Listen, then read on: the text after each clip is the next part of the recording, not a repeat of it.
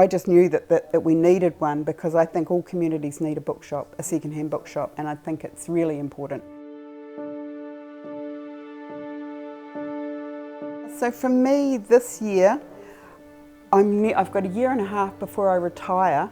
I have 5 volunteers who come in and help me in the shop, and I'm looking to stepping back a wee bit so that I can start to think about about doing maybe less hours in the shop and more hours outside. I have a large market garden and I grow flowers and food. A lot of it we we exchange or give away. Have it in the shop, potatoes, garlic, dahlias, whatever, and I'd like to do more of that.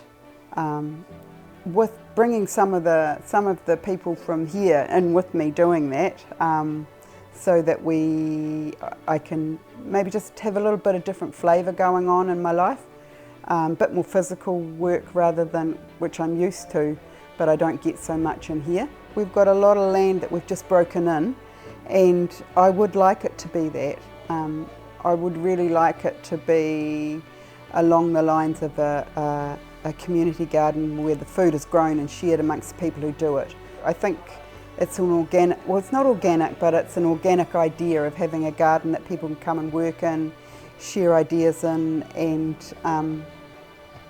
yeah, it just fits in with the whole ethos of this kind of bookshop, an alternative outside of mainstream where we can work together as people and share.